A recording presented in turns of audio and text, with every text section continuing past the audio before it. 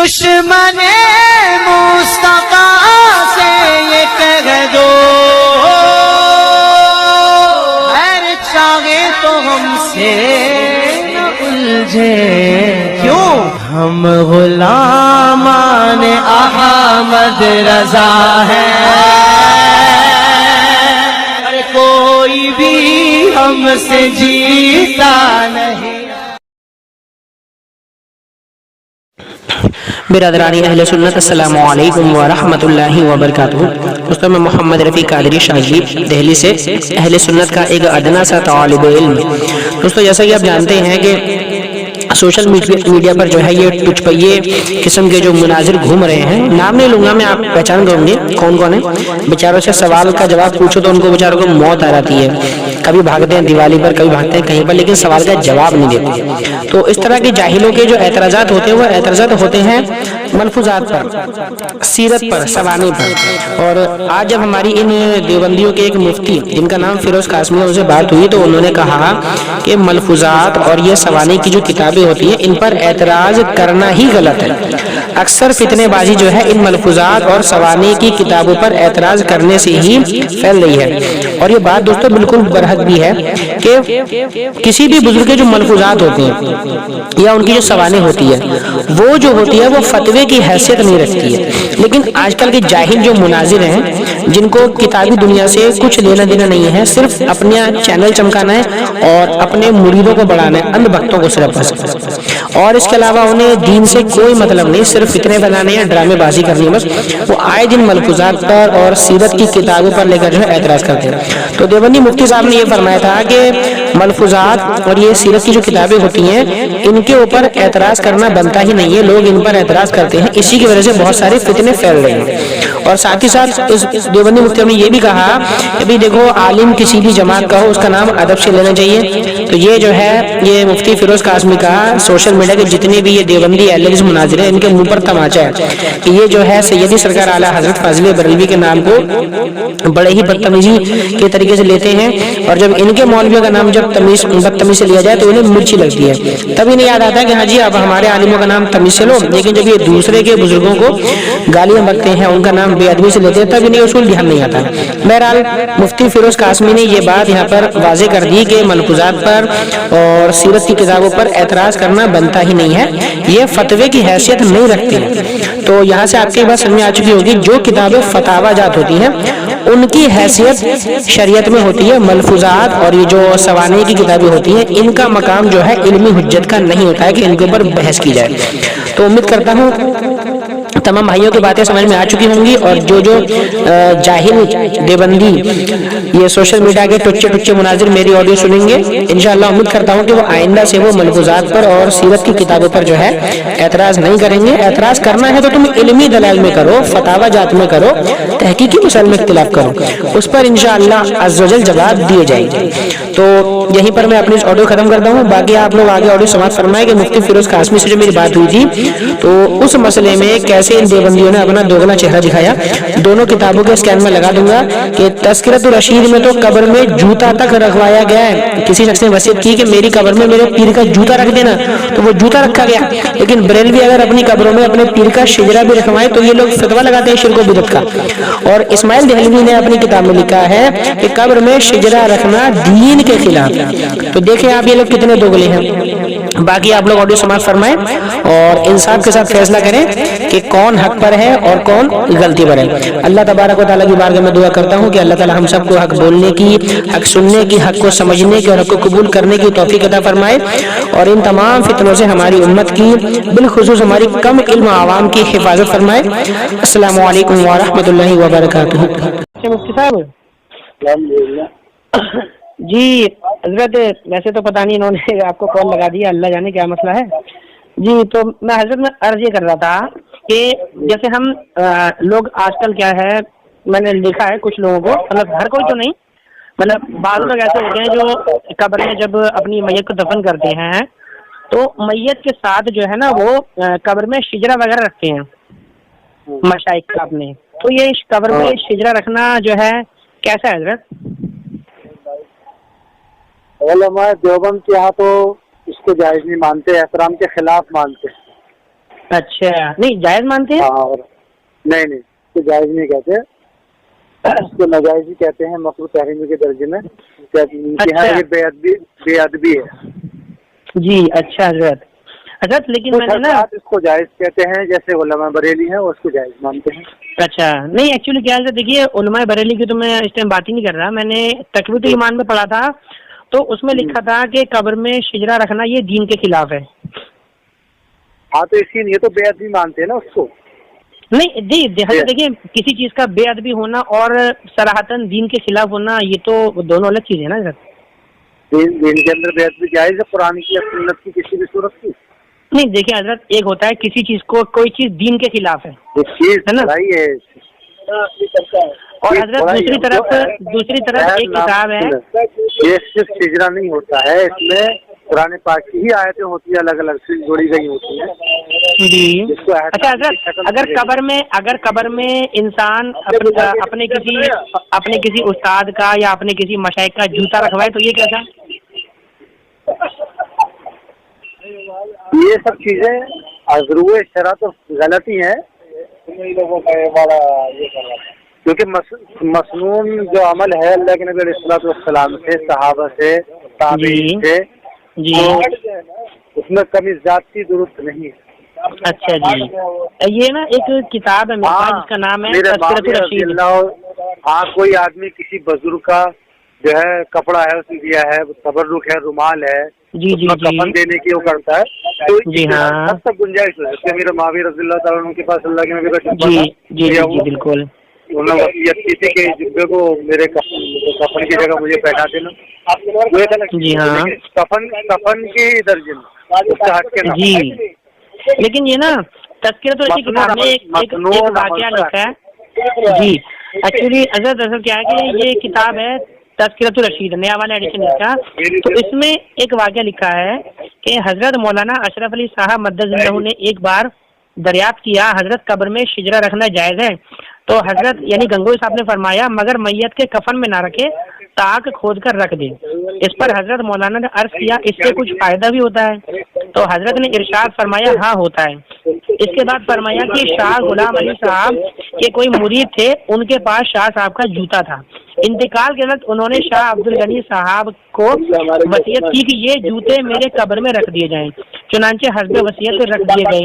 اس پر شاہ صاحب سے مولوی نذیر حسین وغیرہ نے استعاذہ کہا کہیں جوتوں میں کتنا غلیظ لگا ہوا تھا، اور کوئی پوچھتا کتنا کیچڑ تھا۔ اس پر شاہ صاحب نے فرمایا اگر یہ فعل ناجائز تھا تو ہمیں دلیل سے سمجھا دیتے، استعاذہ اور تمسخر کی کیا حاجت تھی؟ تو اب تم لوگوں کے پاس کبھی نہ بیٹھوں گا۔ اور دستور یہ تھا کہ نماز جمعہ کے بعد یہ لوگ مسجد میں بیٹھا کرتے تھے۔ اس کے بعد شاہ صاحب کی کسی شاگرد نے یہ کتاب لکھی تھی کوئی جس کا نام ہے ضرب النار علی رؤوس الجہال، رسالہ میں لکھا، اس میں آثار صحابہ وغیرہ رضی اللہ عنہ سے ثابت کیا کہ تبرکات بزرگان کو قبر میں ساتھ لے جانا جائز ہے۔ اس رسالہ کو دیکھ کر منکرین نادم ہوئے۔ اب یہ تذکرۃ الرشید میں حضرت یہ واقعہ لکھا ہے کہ قبر میں جو ہے اپنے پیر صاحب کا جوتا بھی رکھوایا انہوں نے اور رکھا بھی گیا، اور اس پر جو ہے انہوں نے رسالہ لکھ کر جواب بھی دیا کہ جی قبر میں جو ہے بزرگوں کے جو تبرکات ہیں ان کو رکھنا جائز ہے، لیکن تقویت الایمان میں لکھا ہے کہ جی دین کے خلاف ہے۔ اب اسماعیل دہلوی بھی جو ہے علماء دیوبند کے بڑے اکابر مانے جاتے ہیں، اور یہ اسماعیل دہلوی جو ہے مولانا اسماعیل دہلوی، اسماعیل نہیں مولانا جی ہاں وہی نا جی میں وہی تو کہہ رہا ہوں نا، یہ خود ایک گستاخانہ زبان ہے، غلط ہے۔ نہیں میں نے میں نے کیا کہا تھا، میں نے گستاخانہ میں نے کیا کہا مجھے پتا نہیں، میں نے پہلے میری بات سنو، اصولی بات، عالم کسی بھی مکتب فکر کا ہو اگر اس کے پاس علم ہے تو اس کا احترام لازم ہے، اس لیے کہ اللہ نے اس کو علم عطا فرمایا ہے حضرت۔ لیکن میں نے گستاخی کون سی کری ہے وہ مجھے بتائیں گے؟ ہوتا ہے کسی جو بھی عالم ہوتا ہے جو گستاخی کی میں نے، آپ مجھے بتائیں گے کون سی میں نے گستاخی کری ہے؟ میری پہلے اصولی بات سنو، عالم کسی بھی مکتب فکر کا ہو جی ہاں اگر وہ کوئی رائے رکھتا ہے تو قرآن پاک کی آیت یا کسی نہ کسی دلیل سے تعویل کی بنیاد پر رکھتا ہے جی جی تو اس لیے اس کا نام آپ اس انداز سے بے ادبی سے بالکل نہ ہو، چاہے وہ کسی بھی مکتب فکر کا ہو۔ نہیں مطلب میں نے حضرت میں نے کون سی گستاخی کری مجھے آپ بتائیں گے؟ نہیں گستاخی نہیں ہوئی، اب آپ سنو آگے کی بات سنو۔ دوسری بات ابھی آپ نے گستاخی بولا نا، آپ نے کہا اسماعیل دہلوی نے لکھا ہے. اسماعیل دہلوی آج کے عالم ہے. نہیں میں نے کیا کہا تھا کہ اسماعیل دہلوی جو میں نے یہ کہا تھا اسماعیل دارالعلوم دیوبند کے قائم ہونے سے 50-60 جی بالکل. ہاں جی میں نے وہی تو بولا نا کہ اسماعیل دہلوی صاحب جو ہے وہ بھی جو ہے اکابر دیوبند میں گنے جاتے ہیں. شیخ عبدالحق رحمۃ اللہ علیہ کے زمانے کے عالم ہے وہ. جی شیخ عبدالحق رحمۃ اللہ علیہ کے زمانے کے عالم ہے وہ. نہیں یہ تو آپ غلط کہہ رہے ہیں, یہ غلط کہہ رہے ہیں آپ. نہیں, شیخ عبداللہ محدث دہلوی کا زمانہ اس سے پرانا ہے. یا تو آپ کے بولنے میں غلطی ہو رہی ہے. نہیں دیکھیے آپ ہو سکتا ہے آپ عبدالعزیز بولنا چاہ رہے ہو, عبدالعزیز محدث دہلوی. نہیں کتنے شیخ عبدالحق گزرے ہیں میں آپ سے پوچھنا چاہتا ہوں.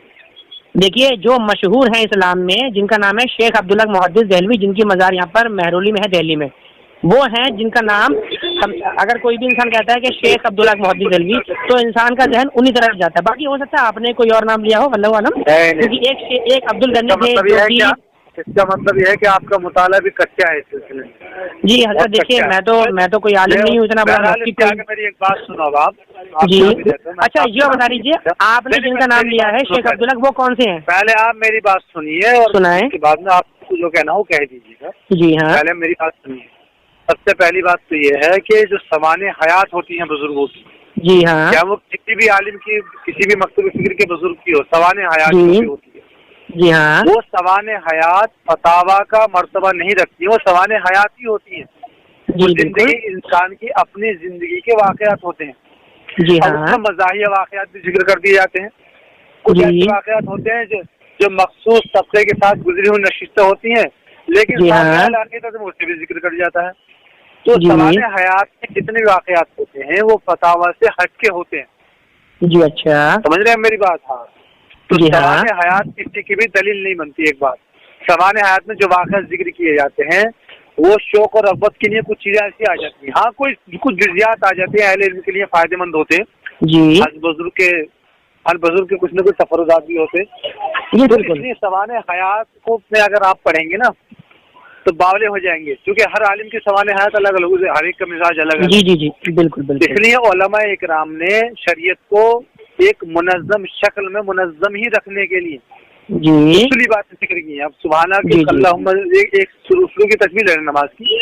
تو جو ہم نماز میں پڑھتے ہیں حنفی لوگ سبحانک اللہم, اس کے الفاظ الگ ہیں, لیکن آپ لیسن پڑھیے اور حدیث کی کتاب پڑھیے اس میں ایسے بھی تسبیحات موجود ہیں جس کے الفاظ بالکل الگ ہیں. لیکن احناف نے اسی کو متعین کر دیا, کیوں؟ ایک نظام باقی رہے, کسی کو مشکلات کا سامنا کرنا نہ پڑے, اور شریعت میں کوئی شک کسی کے لیے شک کی گنجائش نہ رہے. جی تو ان چیزوں کا سامنے رکھ کے پھر بات کی جائے. سوانح حیات جو ہوتی ہے مستدل نہیں ہوتی کسی کے نزدیک بھی. نہیں آپ کی بات میں مان رہا ہوں, لیکن حضرت دیکھیں نا اصل میں اس میں کیا ہے, اس میں یہ لکھا ہے کہ بحث ہو رہی تھی دونوں عالموں کے بیچ میں, اس طرف بھی عالم تھے اس طرف بھی عالم تھے, اور جنہوں نے قبر میں جوتا رکھوانے کی تائید کی نا, جب ہمارے علماء ہوتے ہیں ساتھ ہی ہوتے ہیں تو کچھ چیزیں ایسی ہوتی ہیں, لیکن سامنے والا عقیدت میں ان چیزوں کو ذکر کرتا ہے. لیکن علمی فائدے ہو جاتے ہیں اہل علم کو, کہیں کہیں اس سے آگے فائدہ بھی ہو جاتا ہے. حالات ایسے آتے ہیں فائدہ اٹھا لیتے ہیں. جی لیکن دیکھیے نا اس میں ایک بات اور لکھی ہے نا کہ انہوں نے رسالہ لکھا تھا اس کے جواز کے ثبوت میں کہ قبر میں تبرکات بزرگان رکھنا جائز ہے. وہ بھی یہ لکھا ہے کہ آثار صحابہ رضی اللہ عنہم سے ثابت کیا کہ قبر میں بزرگان کے تبرکات رکھنا جائز ہے.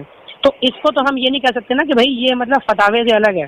یہاں تو جو ہے اب جیسے دیکھیے کسی جیسے مان لیجیے اب کسی بزرگ کی سوانح حیات میں یہ چلتے پھرتے مطلب ان کا وہ کہاں گئے, کہاں گھومے, کہاں بیٹھے, کہاں کھائے, وہ سب لکھ دیا. ایک ہوتا ہے بھائی انہوں نے فتویٰ دیا, اس فتوے پر انہوں نے دلائل قائم کیے, اس فتوے کا وہاں پر مان لیجیے اگر سوانح حیات میں ذکر کر دیا تو اس بات کو تو بھی مانا جائے گا نا. بات تذکرۃ الرشید جیسی کتاب ہونے کی کتاب فتاوی رشیدیہ بھی تو ہے, ان کے فتاوی رشیدیہ بھی ہے, ان کے بالکل ہے کتاب. ایک منٹ, ان کے شاگردوں کی کتاب فتاوی امدادیہ بھی تو ہے. جی بالکل ہے. ان کے شاگردوں کی کتاب فتاوی دارالعلوم دیوبند بھی تو ہے. جی ہاں کئی ساری ہے نا. لیکن حضرت اب دیکھیں نا آپ کی بات بھی بالکل صحیح ہے, اصول میں آپ کی بات غلط نہیں کر رہا. دوسری بات یہ ہے کہ صحابہ تابعین کے جو تبرکات ہیں جی ہاں تو وہ منصوص کا درجہ رکھتے ہیں, آثار کا درجہ رکھتے ہیں, اور جی اچھا تبرکات ہیں وہ آثار کا درجہ نہیں رکھتے ہیں. جی اور دوسری اچھا بات جی. یہ ہے کہ عوام الناس کے جو عقائد ہوتے ہیں وہ کمزور ہوتے ہیں. جی اچھا. تو شریعت کا نظام اپنی جگہ اٹل رہنا چاہیے، رہتا ہے، اس میں خلط ملط جی. نہیں ہونا چاہیے کسی بھی وجہ. اچھا. اب حضرت ہم تو ان کتابوں کو پڑھ کے بڑے کنفیوز رہتے ہیں کہ مطلب اب کتاب میں ایک جگہ تو لکھ رکھا ہے آپ کہ کنفیوز اس لیے ہو رہے کہ آپ کے سامنے اصول نہیں ہے شریعت کا، آپ اصولیات پر نظر نہیں رکھ رہے ہیں، آپ سوانح حیات کو قرآن و سنت کا درجہ دے رہے ہیں، اس لیے آپ نہیں حضرت قرآن و سنت کا درجہ تو ہم کسی کی بھی سوانح کو نہیں دے سکتے، حتیٰ کہ صحابہ کرام کی بات. نہیں سوانح حضرت صحابہ کرام کا جو عمل ہے وہ اپنی جگہ راہ ہدایت ہے، اللہ کے نبی نے اس کی بشارت سنا دی. جی بالکل صحیح بات ہے. اور قرآن نے بھی کہہ دیا والذین اتبعوہم بإحسان. جی جی بالکل صحیح بات ہے. درست ہے اہل سنت والجماعت کے نزدیک، بالکل درست ہے. جی ہاں. بزرگوں کی جتنی چیزیں ہیں ان سے استدلال درست نہیں ہے. لیکن حضرت ایک بات آپ نے جو یہاں پر بولی ہے نا، بہت اچھی بات مجھے اچھی لگی ہے. لیکن حضرت میں نے یہ بھی دیکھا ہے کہ جب سوانح حیات کی، جیسا کہ آپ نے بات کرا کہ سوانح حیات کو عقیدہ مطلب حجت نہیں بنایا جاتا، جو جھگڑے ہوتے ہیں نا، اس جھگڑے کی وجہ صرف یہی ہوتی ہے کہ ہر ایک دوسرے کی سوانح حیات اور ملفوظات کو اٹھا کے وہاں بیان کرتا ہے. جی یہ بات آپ کی بالکل ایک دم لاکھ روپے کی بات ہے. سچ بتاؤں میں آپ کو، حقیقت ہے یہ. فتاوا میں اختلاف نہیں ہوتا، یاد رکھو آپ. فتاوا قرآن سنت کی روشنی میں ہوتے ہیں، اور فتاوا جو ہوتا ہے بہت احتیاط اور بہت تحقیق کے بعد دیا جاتا ہے. اور ملفوظ جو ہوتے ہیں، ملفوظ میں یہ بھی ہوتا ہے کہ انسان جو ہے کئی بار دوسروں سے سنی باتیں بندہ بیان کر دیتا ہے ملفوظ میں. ارے بھائی ہم اور آپ کوئی معصوم تھوڑا ہی ہے یہ ہمارے. جی جی بالکل. ہاں جی بالکل صحیح بات ہے. ابھی معصوم ہوتا ہے، صحابہ معذور ہوتے ہیں، صحابہ کو غلطی پر رکھا نہیں جاتا، اللہ پاک وہی اتار دیتا ان کے لیے. جی محبوب سے جو ہے ان کی اصلاح کرا دیتا. جی بالکل. تو یہ بات آپ کی آج بہت اچھی لگی حضرت ہمیں. چلیے کوئی بات نہیں ہے، کوئی بات نہیں ہے. آپ کے پاس آپ بزی ہیں تو کوئی دقت نہیں، انشاءاللہ اور کبھی آپ سے بات ہوگی، کوئی دقت والی بات نہیں ہے. السلام علیکم. وعلیکم السلام.